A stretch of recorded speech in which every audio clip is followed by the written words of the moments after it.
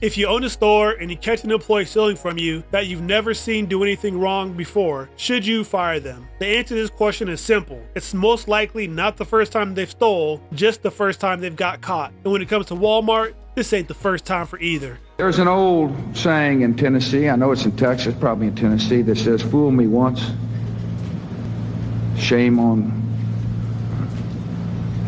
you.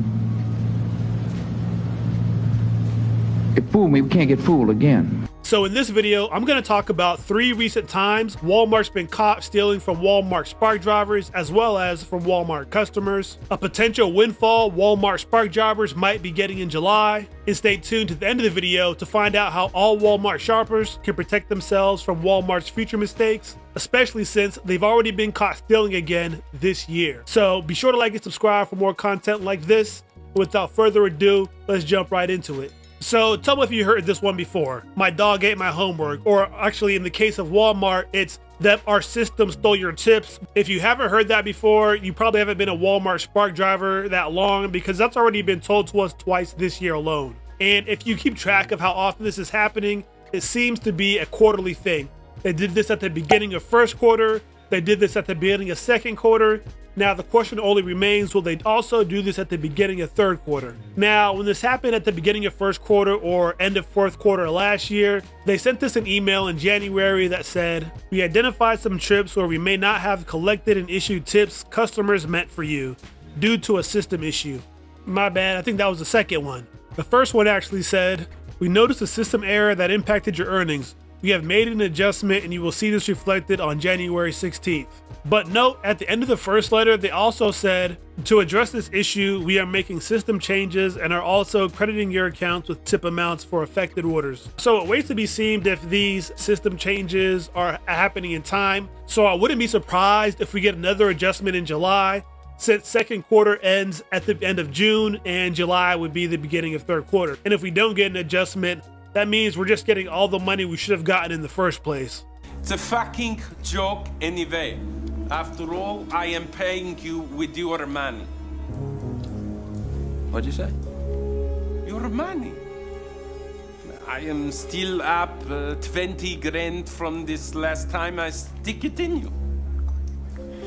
But let me know in the comments down below, based on this pattern, do you think Walmart Spark drivers will be getting another windfall in July? Or do you think that Walmart will have their system fixed by then? But you want to know what the really scary thing is? On the last adjustment, many Walmart Spark drivers got hundreds of dollars in back in these missed tips. Do you know how long it takes most Spark drivers to make hundreds of dollars in tips alone? Think about that. For many people, that's a full week of tips. And for a lot of part-timers, that's multiple weeks or a month of tips that they somehow didn't get from Walmart.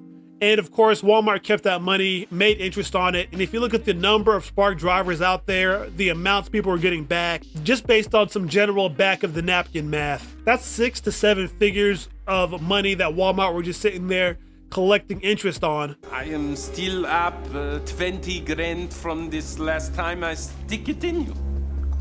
But this actually pales in comparison to the $45 million lawsuit that Walmart just settled for overcharging customers on weighted foods like meat, fruit, vegetables, etc. And let me break down the scam that they pulled, because it was like some straight Lex Luthor evil, greedy, genius, villainous type shit. So imagine that you go into Walmart, you're looking to buy some bananas. For whatever reason, they're $2 a pound. Let's say they're fully organic bananas. I don't know. But today, it says that they're $1 a pound on special.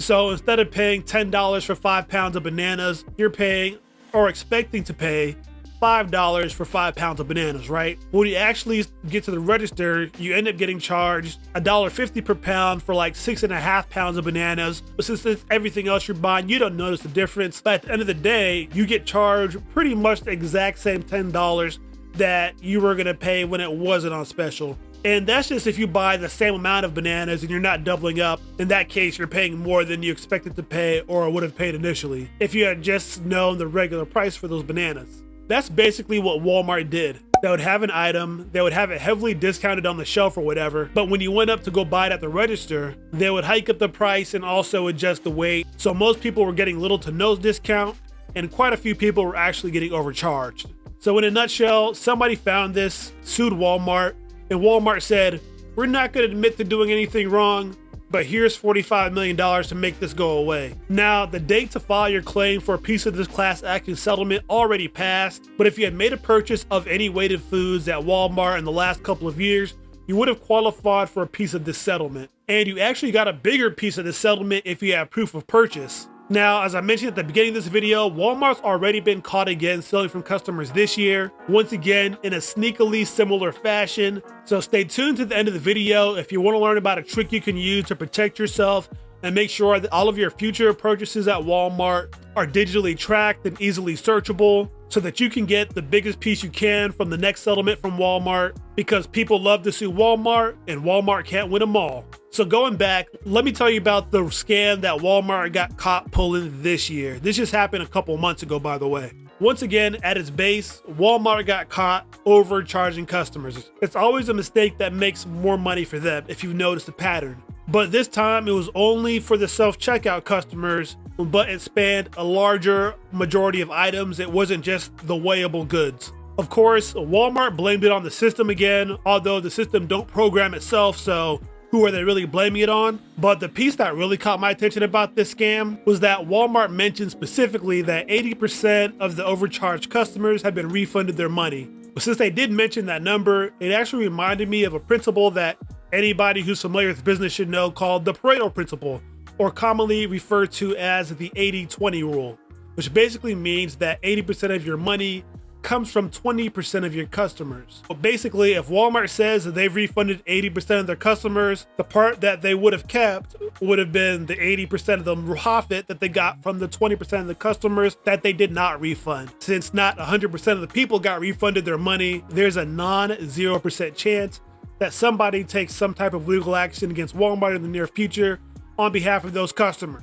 And if somebody does take legal action against Walmart in the near future, here is the best way to protect yourself. Make sure that all of your future Walmart purchases are digitally documented, easily searchable, and you're able to get whatever information you need to get the maximum amount that you can from whatever settlement may come from it. But if you use Walmart Pay in Store, which is basically in the Walmart app, it tracks all of your purchases. Now, Walmart Pay is free. It's not related to Walmart Plus. And by the way, if you actually use Walmart delivery through the Walmart app, it stores and has all those purchases in there as well. But to use it when you're in store and you're at any register, there's a QR code on there. You scan the QR code at the register. It opens up the Walmart app. You select the card you want to use. You say pay for the item, and then you get a digital receipt or like the shopping pass. If you're a Walmart Spark driver, you're pretty familiar with that layout. But basically, if Walmart gets sued for tens of millions of dollars again, you got the opportunity now to make sure you get the biggest chunk possible. All you got to do is go back into your Walmart app, look at your purchase history. You type in, for example, bananas, and then you can look at all the purchases where you got bananas. Or if you had to look at a date range, you could put that date range and look at all your purchases in that date range, or whatever it is that qualifies for the biggest payout. Now, if you got value from this video, do me a favor and hit that like button. If you want to see more content like this, be sure to subscribe to the channel as well. Join the Discord to continue the conversation and stay up to date on other Walmart stories. And if you want to learn more about how people sitting in the Walmart parking lot are stealing Walmart Spark drivers' money, then watch this video now.